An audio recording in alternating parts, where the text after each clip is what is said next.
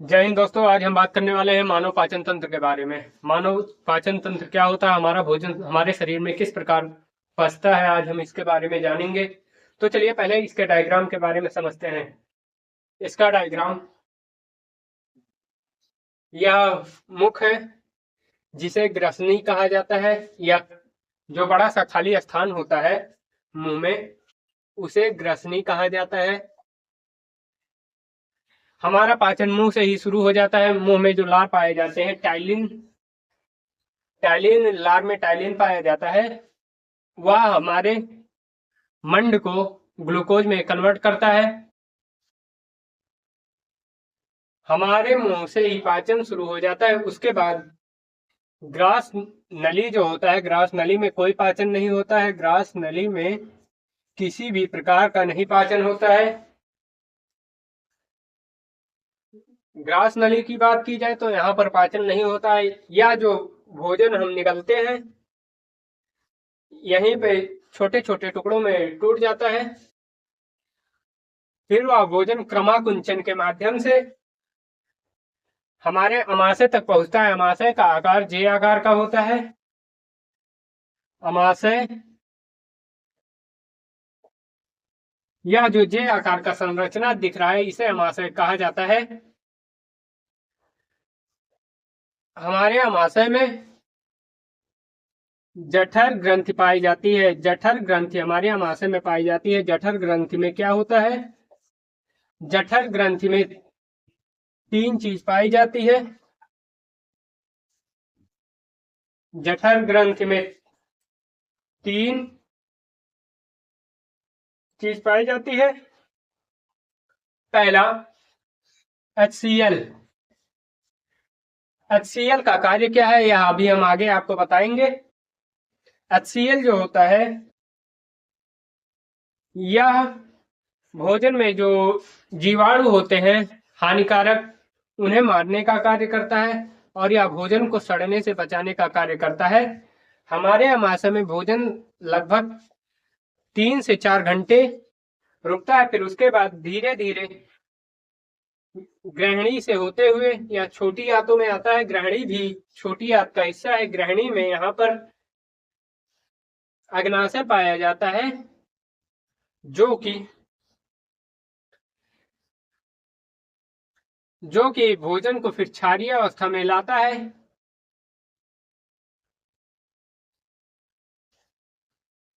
हमारे जठर रस में HCl, श्लेष्म चिपचिपा पदार्थ होता है यह, और वाटर। क्या क्या पाया जाता है हमारे जठर रस में? HCl, श्लेष, वाटर। अब भोजन 2 से 3 घंटे तक अमाशय में रुकने के बाद यह आगे बढ़ता है। फिर यह ग्रहणी जो यह सी आकार का दिख रहा है, ग्रहणी में यह क्रमाकुंचन के ही माध्यम से आगे बढ़ता है। इसे क्या कहा जाता है? ग्रहणी। ग्रहण ग्रहणी, ग्रहण ग्रहणी। अमाशय के बाद ग्रहणी, ग्रसनी से पाचन शुरू होता है। फिर उसके बाद ग्रास नली के माध्यम से भोजन अमाशय तक पहुंचता है। अमाशय के बाद ग्रहणी में यह जो दिख रहा है इसे अग्नाशय कहा जाता है। अग्नाशय। फिर भोजन छोटी आंतों तक पहुंचता है। छोटी आंतों में यहाँ ग्रहणी से यहाँ वसा, प्रोटीन, कार्बोहाइड्रेट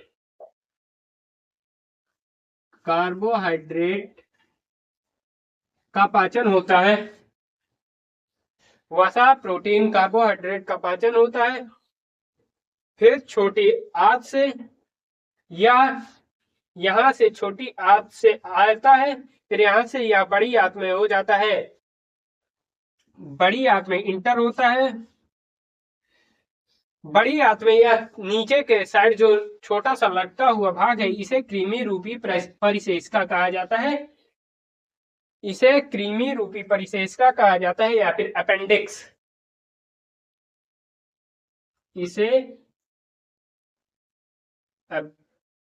अपेंडिक्स या फिर क्रीमी रूपी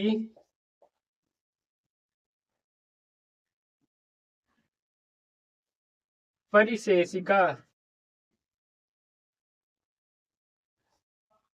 इसका हमारे शरीर में अब कोई कार्य नहीं है, यह अवशेष के रूप में पड़ा हुआ है। यह जानवरों में, शाकाहारी जो जंतु होते हैं उनमें एक्टिव रहता है। यहाँ पे बड़ी आंत में केवल भोज पाचन नहीं होता है, यहाँ पे वाटर जो भोजन में पाए जाते हैं उनका अवशोषण होकर ब्लड में मिलाया जाता है। ग्रसनी, मुंह से भोजन का पाचन शुरू होता है, फिर ग्रास नली में आता है जहां पे पाचन नहीं होता, केवल यह आमाशय में लाने का एक ट्यूब का कार्य करता है। फिर उसके बाद ग्रहणी में आता है, ग्रहणी के बाद छोटी आंत, छोटी आंत के बाद बड़ी आंत, बड़ी आंत के बाद यह अवशेष के रूप, यह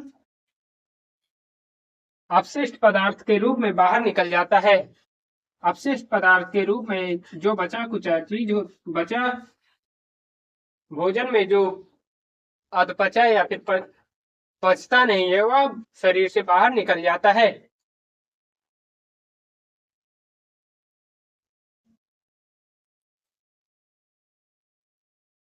यहाँ पर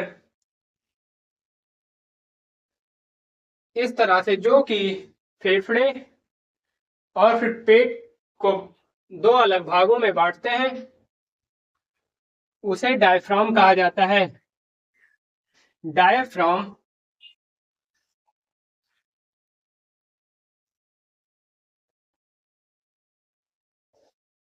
जो पेट और फेफड़े को दो भागों में बांटते हैं उसे डायफ्राम कहा जाता है।